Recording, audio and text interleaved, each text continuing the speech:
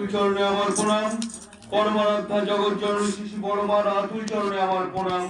পরম পূজ্যপাদ শ্রী বরদার আতুল চরণে আমার প্রণাম। পরম পূজ্যপাদ শ্রী আচার্য দেবের আতুল চরণে আমার প্রণাম। পরম পূজনীয় শ্রী অবিন্দার আতুল চরণে আমার প্রণাম। আজকে এই সৎসঙ্গে উপস্থিত শ্রী ঠাকুরের পূর্ত পবিত্র পাঞ্জাদারি কর্মী, আমার ইষ্ট ভ্রাতা এবং ভক্তিময়ী মায়েদের আমার রানন্দিত জয় গুরু। আজকে এই সৎসঙ্গের আয়োজন করেছেন যে সুদীপ্ত আয়নদা এবং পুরো ইছাপুরের মায়েরা যে সৎসঙ্গের আয়োজন করেছেন, আমি তাদের প্রতি প্রত্যেকের ইষ্টচ্ছল এবং মঙ্গলময় জীবন শ্রী ঠাকুরের আতুল চরণে প্রার্থনা করি। খুব সুন্দর গান, খুব সুন্দর আলোচনা হচ্ছিল। তা আমার একটা কথাই মনে হচ্ছিল, জাগো জাগো মাগো লক্ষ্মী মায়ের দল, তোমরা না জাগিলে মাগো দেশের অমঙ্গল। এই মায়েরা কি যুদ্ধ লাগিয়ে দিচ্ছে সেটা ঠাকুর বাড়ি যে বোঝা যায়। এই ডিপি ওয়ার্কে মায়েরা এত সুন্দরভাবে কাজ করছে এবং পরম পূজ্যপাদ শ্রী আচার্যদেব মায়েদের আলাদা করে দায়িত্ব দিচ্ছেন যে ডিপি ওয়ার্কের যেভাবে মায়েরা আলোড়ন তুলে দিয়েছে সেভাবে প্রচন্ড ভাবে সাড়া ফেলে দিচ্ছে এবং আমাদের দাদাদের থেকে মায়েরা এগিয়ে যাচ্ছেন এই ডিপি কাজে। অন্তত আমি যেটুকু খবর মানে রাখি, তা কি হলো, একবার কি হলো, পরম পূজ্যপাদ শ্রী আচার্যদেব বসে আছেন, একটি ভদ্রলোক গেল, বলছে আমার মা চলতে পারে না, আমার মা প্যারালাইসিস, চলতে পারে না, উঠে দাঁড়াতেও পারে না। পরম পূজ্যপাদ শ্রী আচার্যদেব বললেন তোমার মাকে ডিপি ওয়ার্কে নিয়ে যান, আপনার মাকে ডিপি ওয়ার্কে নিয়ে যান। আবার বললেন আমার মা উঠতেই পারে না, বলছে পরম পূজ্যপাদ শ্রী আচার্যদেব বললেন মাকে ডিপি ওয়ার্কে। তিনবার এরকম বললে দাদাটি আবার চলে গেল বাড়িতে আসার পর কোন রকম সারা শব্দ নেই। আবার 1 মাস পর ঠাকুর বাড়িতে এলেন, তখন পরম পূজ্যপাদ শ্রী আচার্যদেব তাকে জিজ্ঞেস করছেন মা কেমন আছে। তখন বলছে আমার মা তো চলাফেরাই করতে পারে না। বলছে মাকে ডিপি ওয়ার্কে নিয়ে গেছিলেন? বলছেন না, মানে কথাটি বুঝতে পারেনি। তারপর বাড়ি ফিরে যে আবার যখন ডিপি ওয়ার্কে যাচ্ছে, মা নিয়মিত বেরোচ্ছে, তারও কিছুদিন পর যখন ঠাকুর বাড়িতে যায় তখন পরম পূজ্যপাদ শ্রী আচার্যদেব জিজ্ঞেস করলেন মা কেমন আছে।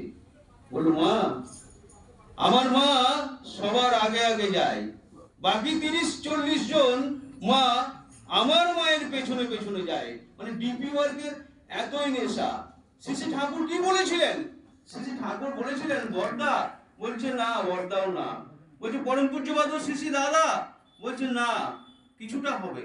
পরম পূজ্যপাদ শ্রী আচার্যদেব বললো কিছুটা এগোবে, কিন্তু পঞ্চম পুরুষ পথ দেখাবে। তা পঞ্চম পুরুষ কি বললেন? কতটা কি করবো জানি না, তবে মৃত্যুর আগে অর্ধেক পৃথিবী হেলিয়ে দিয়ে যাবো। এখনো বেশি দূর যেতে হয়নি, এখন অর্ধেক পৃথিবী কেন, পুরো পৃথিবী টলমল করছে। তার মধ্যে এতটাই শক্তি জাগরিত, প্রতিটা, আমরা ভাবছি আমাদের কারোর খবর রাখেন না, প্রতিটা মন্দির বলুন, প্রতিটা সৎসঙ্গ বলুন, প্রতিটা জনের খবর রাখেন। আমরা কতটা অবগত হয়ে যাই না। একটা ছোট্ট ঘটনা দিয়ে বলছি, একটা মন্দিরে বসে আছেন, ঠাকুর মশাই এলো, ঠাকুর মশাইকে মুচকে এসে বললে ভাই তুমি এটা করতে পারলে? ঠাকুর মশাই কাচু মুচু করে আছে, ভাই তুমি এটা করতে পারলে? ঠাকুর মশাই কাচু মুচু করছে। সবাই বলল কি করলো ঠাকুর মশাই? ঠাকুর মশাই তো দারুণ ভাবে করছে। বলছি ফলটা যে পায়ে ঠিকে গেল ওটাই দিয়ে দিলে। চিন্তা করুন কতটা দেখতে পাই, ফলটা যে পায়ে ঠিকে গেল ওটাই দিয়ে দিলে, একটু ধুলেও না, কতটা দেখতে পাই। আমরা কি ভাবি সাধারণ একজন, তিনি সাধারণ নন। তিনি যেভাবে আমাদের অন্তর্দৃষ্টি, আমাদের অন্তঃকরণ গুলো যেভাবে দেখতে পায়, উনি সাধারণ নন।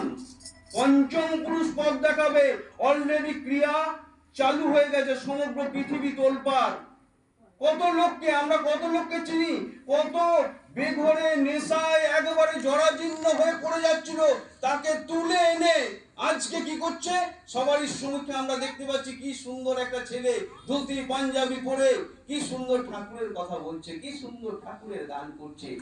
তার ব্যাকগ্রাউন্ডে যান, কে তৈরি করেছে?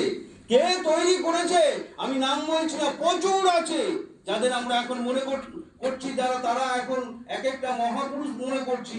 তাদের ব্যাকগ্রাউন্ড যদি চেক করেন, পরম পূজ্যবাবু শ্রী শ্রী অবিন্দ দাদা হাতে তুলে তাদের তৈরি করেছেন। আজকে যুব সমাজ অবিন্দ বলতে কেন অজ্ঞান? তিনি অন্তঃকরণটা এমন ভাবে দেখে, একটা ছোট্ট ঘটনা বলে আমি শেষ করব। কি ঘটনা? এই অমরধামে এসেছিলেন একটা ছেলে, খুব তার মনের আশা পরম পূজনীয় অবিন্দাকে দেখবে, একটু যেন কথা বলতে পায়। এত দূরে দাঁড়িয়ে আছে যে কথা বলার কোনো সুযোগ নেই, এত দূরে দাঁড়িয়ে আছে কথা বলার। তা উনি তো অন্তর্যামী, সব জানে। ছেলেটির বাবা ভাবলো, কিছু দুঃখ করিস না রে, চোখের দেখা তো দেখেছিস, কথা না হলো। ছেলেটির কিন্তু মন কিছুতেই চাইছে না, সে বাড়ি যাবে, রাত হয়ে গেছে, বাড়িও ফিরতে পারবে না। হঠাৎ দেখছে হাত ইশারা করে ডাকছে, বললো আপনারা কোথা থেকে এসেছেন, বাড়ি ঠিকভাবে পৌঁছাতে পারবেন তো? আরেকজনকে বলে দিল, এদা ওখানে যাবে, এদের ঠিক জায়গায় নামিয়ে দিবি। পরম শান্তি। উনি কি করে বুঝলেন? কথাও হয়ে গেল, বাড়ি পৌঁছানো ঠিকভাবে হয়ে গেল। এই হচ্ছে পঞ্চম পুরুষ। আপনারা প্রত্যেকেই ভালো থাকবেন। শ্রী শ্রী ঠাকুরের আকুল চরণে আপনাদের প্রত্যেকের আমি ইষ্টচ্ছল এবং মঙ্গলময় জীবন প্রার্থনা করি। জয় গুরু, জয় গুরু, জয় গুরু।